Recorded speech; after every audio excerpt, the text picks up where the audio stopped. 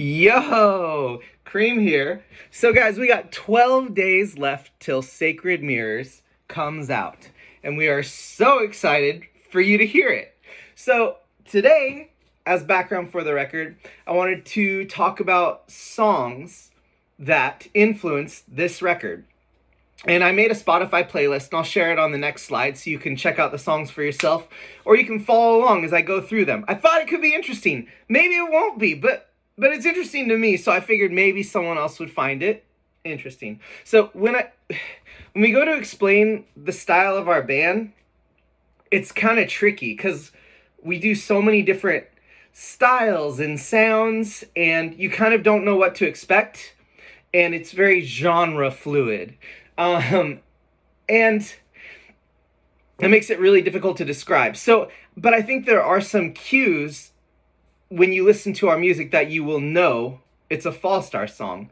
So, the things I've thought about would be to humbly say my voice. When I sing, I feel like I sound like a little bunny rabbit.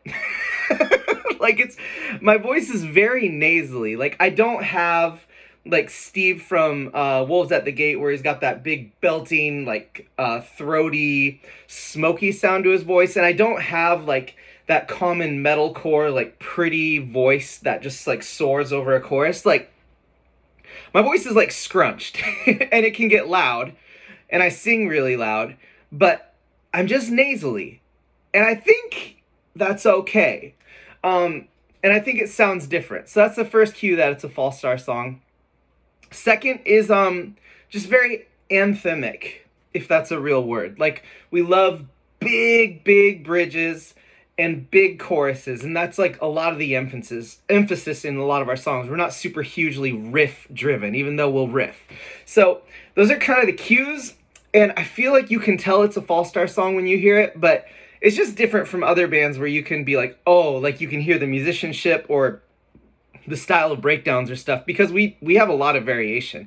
And like in a record, like I feel like we got a lot of permission from Bring Me the Horizon or Day to Remember, as their albums have so much of a variety of songs that can happen on a record. And so you kind of fight with cohesion, like is this album cohesive or not?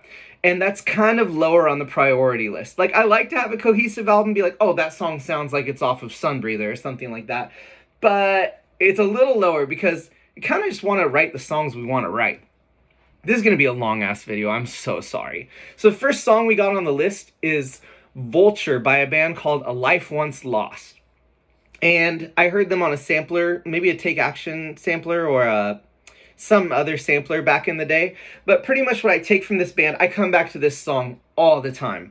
And a lot of our heavier riffs are just like based off this opening riff. And it's that single note.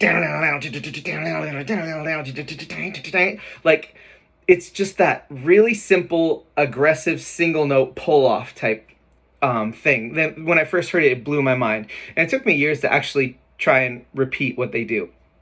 Now, the next band on the list is A Plea for Purging, probably my favorite heavy band of all time. And they took this to the next level. I'm not sure if they're familiar with A Life Once Lost, but they have that single note, the dun, dun, dun, dun, dun, dun, dun, like that kind of style, which I love. And Plea just does everything great. Like their breakdowns are so freaking heavy, and I love how their songs move. So Plea for Purging is a huge influence on us, and you'll hear them in this record. Third song is Polaris by Jimmy Eat World. I could have picked a number of songs, but Jimmy Eat World is my favorite band of all time. I don't like happy songs, and I don't feel like they do a ton of happy songs. And their music is just, it just moves really well. And one thing I use from listening to Jimmy Eat World is all of our leads are double tracked by octave. So I'll do a lower lead and then a high lead, and they're playing the exact same thing. Jimmy Eat World does this all the time, and I do it too, because I think it just sounds so big. Next band, we got Figure 4, the song Hear My Words. This song blew me away when I first heard it. Figure 4 is so raw. And what you'll hear on this record is a lot of that just palm muting, but it's just really aggressive. Like, I mean, like the like you can hear it in Doomsayer. Like, I love the way they palm mute, and it's so simple, but it sounds so pissed. Next, Limp Bizkit, Out of Style. Limp Bizkit just moves. Like, and if you like watching their live videos, you can hear the songs even better. They just have the bounce. And I've been trying to hone that for a little while. It's so hard because their songs are so simple. And writing something so simple like that feels so flat until you have the full production. So you'll hear a little bit of that, but I can't go all the way Limp Bizkit just because it sounds too easy and it doesn't feel that great when you're writing it.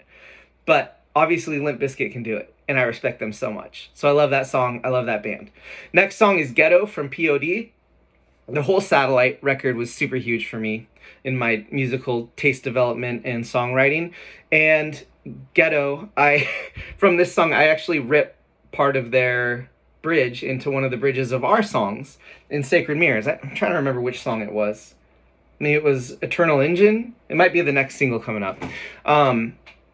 But it's literally from a POD song. We talked to Sonny about singing for it, but he was like leaving for a Korn tour. It just didn't work out with timing. But he really liked it. He said he thought it was cool we put their song in our song. Next song is from Martin Garrix. It's called Animals. It's just that electronic element that we like to bring into our songs. Actually, I can't make those tones, but I put some in there, and then Justin really captures that sort of sound, the guy who mixes our records. So I love that song. Give that song a listen. It's very cool. Next, I have Anberlin, Paper Thin Hymn. They do the POD, the boom riff, or like it's just that single note, da da da da da da da da da. Like, so I mean, when Justice Cracks the Sky or King Laser, those are all based on that riff. And then Firefly from Saves the Day. I just love Saves the Day, how they juxtapose really heavy lyrics, like sometimes really gross and disturbing lyrics with like kind of lighter songwriting. Like it's just it's my inclination, and I think from listening to so much Saves Today, that if you have like a lighter sounding song, to make the lyrics hit really hard. Also, I like when you have a really heavy sounding song to make more joyful lyrics or more encouraging lyrics instead of deathy lyrics. I think that's really fun. Next, I have Taking Back Sunday. This photograph is proof of whatever. This isn't their best album in my opinion. I think Louder Now is better, but the clean guitars are super huge for me, and I love the way they do it. January 1979 by Me Without You. I feel that's the inspiration that I got for Sky Symmetry. So that just driving, really simple part, that song. And then Taste of Red Hands by Dead Poetic, one of my favorite bands of all time. I really think they mix singing and screaming really well. I look up to their songwriting a lot, and I go back and listen to them when I'm kind of stuck, or like, what would Dead Poetic do in this situation?